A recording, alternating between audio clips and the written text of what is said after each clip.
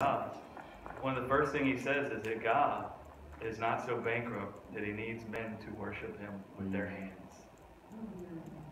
It's one of the first things he says to people who are believing in a Greek, Greco-Roman type of God. Because the view of the Greco-Roman type of God is that God demands for you to do things for him. Right. That God demands for you to worship him with your works, those Greco-Roman gods.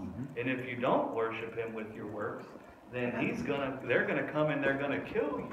It's the same. It's along the same lines of what Jesus said.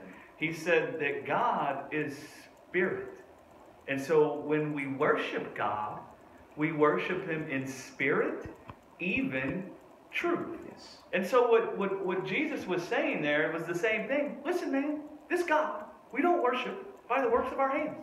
This God has a spirit, and this spirit is the spirit of truth. There's a truth inside the spirit of this God, and this truth is what God believes. And the way you worship this God is you believe on this spirit of truth. That's how you worship this God. Right? And then Jesus manifests the spirit of truth in the flesh.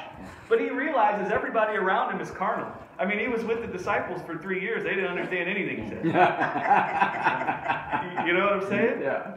But then he knows the spirit of truth is going to come. And he's going to dwell in them on the day of Pentecost. And he's going to guide them into everything Jesus taught them over the last 3 years. And I'm going to have many aha moments. Yeah. Aha. Oh, that's what I can just see him sitting around. That's what he was talking about. My goodness. That's right. We had no idea. Right? Because they were still thinking carnally. Sure. Like when Jesus is washing Peter's feet. Peter thinks it's all about really washing someone's feet. It had nothing to do with washing someone's feet. Jesus grabs the girdle in between his loins and he's washing their feet, demonstrating how the truth that was being made flesh in him was going to wash our walk. And we were going to no longer walk in the way of the serpent, but we were now going to walk in the way of God's righteousness. Right? That's what he's demonstrating there. And there's a lot of other verses that prophesy this. Of the girdle, washing our feet. Washing our walk. And so Peter's like, no, I need to wash your feet. Jesus is like, this ain't got nothing to do with feet washing. And let me tell you, you can't wash my walk, Peter. That's right. You can't wash my walk. For this walk, this belief in Abba is going to result in me dying to this life. And you're coming and telling me how I'm never going to die. We won't let you. Right. And you're going to wash my walk? Yeah.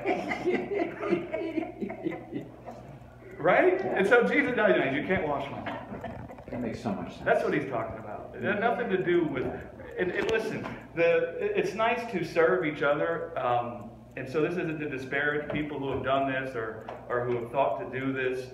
But we recreate the washing of the feet all the time. And that's nice. It's nice to watch each other's feet. But listen, man, that's not what it's about. Right? And for so long, the church comes together and tries to mimic the outward actions of Jesus. And we completely miss what he was doing. Rather, let us teach the truth that was made flesh in him. That is the washing of everyone's feet. That's actually how you serve someone.